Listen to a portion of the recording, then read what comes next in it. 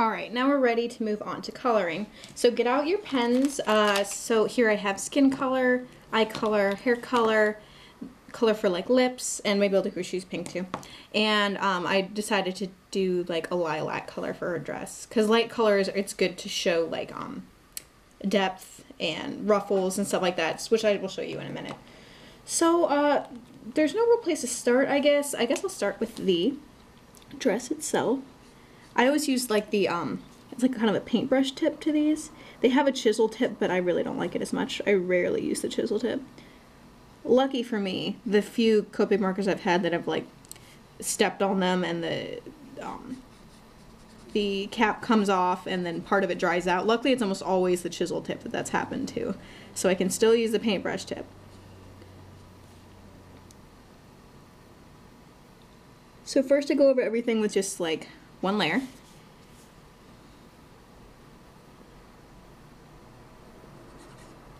Now, as I mentioned in the other video where I talked about Copic markers, they are very expensive. They're $6 per marker, which I mean you can get like a set of cheap markers for $6. So with my bag of markers I have sitting here, that's like $200 worth of markers. It's kind of ridiculous. But if you buy them just a few at a time, it's really manageable, and the colors are so beautiful, and it's, you know, they don't get like super gross and eat through your paper. You know how if you layer color in a cheap marker, it makes a hole in your paper. And yeah, these are just really great and definitely worth the price. So now you have just a solid color dress, you know, not much to mention. So to add shading, you just gently go over areas again. So I'm going to add shading on either side of the bow to make it look like kind of like plumped up, you know, in the center, like it's shiny almost. You can even do a third layer on the very edges. Maybe like a shadow right there. Add another layer of color where the gathering would be, because there'd be shadows. Same with the ruffles here. They aren't even ruffles, they're like pleats, I don't know. I'm obsessed with ruffles, so I use the word a lot. And then like on the underside, like the inside of the ruffles and the inside of the back of her skirt here. To add a few layers to make it like a dark shadowy color. And if the color doesn't look dark enough after your second layer, go over it again. Add some nice dimension. And doing like straight lines like this kind of adds movement too. Make the bow a little bigger still. Maybe add some shade by her shoulders since her like hair would be casting a shadow on it.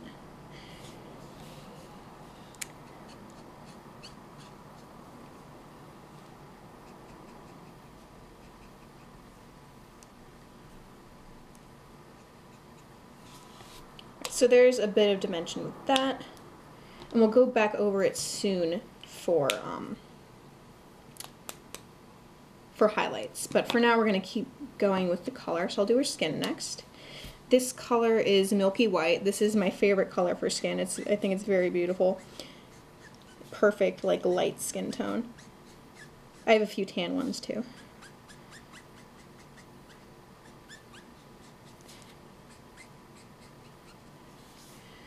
Yeah, usually when I'm drawing, the darker the skin tone, the more obvious your brush strokes are. This is for any color, for your garments or for skin or hair.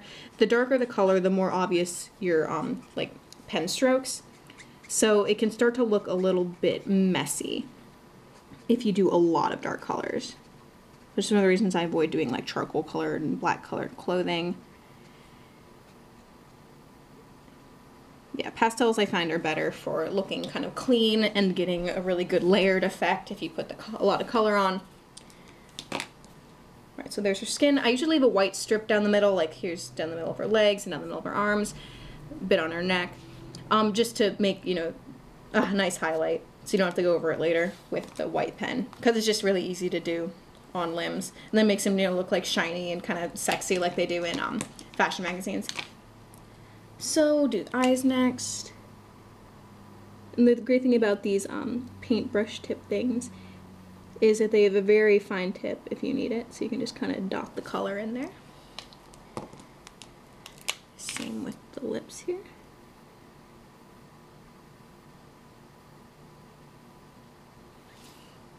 And hair is one of my favorite things to draw, which is one of the reasons I always do faces. So to get a nice dimension in the hair, you make feathery strokes, and any part of the hair that sticks out, kind of like here, like it waves outwards, you leave that part white. And then do more strokes around that area, like the natural highlight in the hair. You want the hair to look really nice and shiny.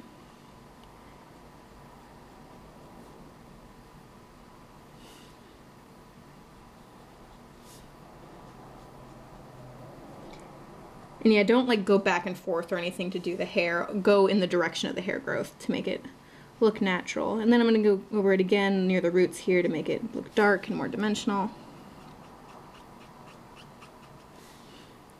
Hair I think is really fun to draw, and it's fun to practice. I love doing like crazy hairstyles and stuff. But I kept it simple for the sake of this little tutorial.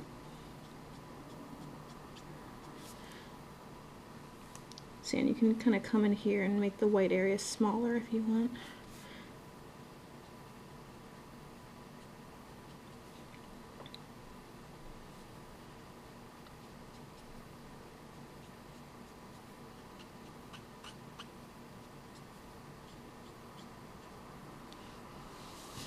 And there you have some nice dimensional shiny hair, and it's not that hard to do at all. I think it looks really impressive, but it's very simple.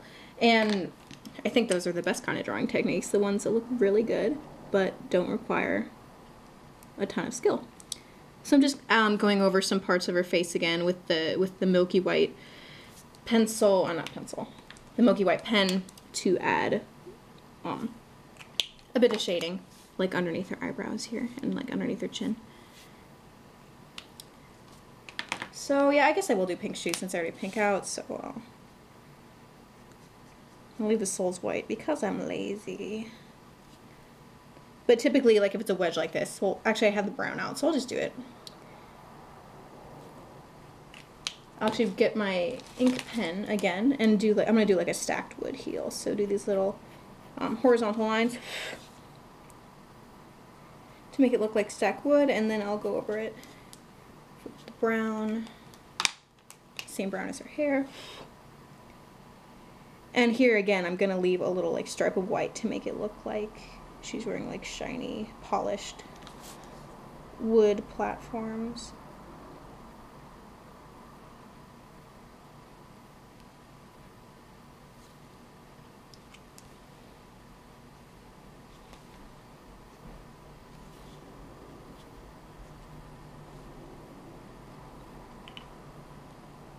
So now that we have all the color on there, I'm going to go back with my white gel pen. And you can just do little highlights here and there. They're pretty subtle. It's not like a super dark white, well, that doesn't make any sense, a dark white. But it's not super opaque, so it makes a fairly subtle highlight. You can go over it a few times to make it look more opaque, but here I'm just making like little lines to add, to make it look like there's, you know, light shining on the fabric. And do a little few dots in her eyes, make them look sparkly. Center of the lip. Do a little line down the center of the shoe, like the toe area, to make it look like it's patent leather or something like that. Like I said, it's very subtle. You can barely see it, but I think it adds a nice little touch. And I think we're done. So there you have it, a very simple fashion illustration done in, I don't know, like 15 minutes? Probably a little more. I lose track of times with these videos.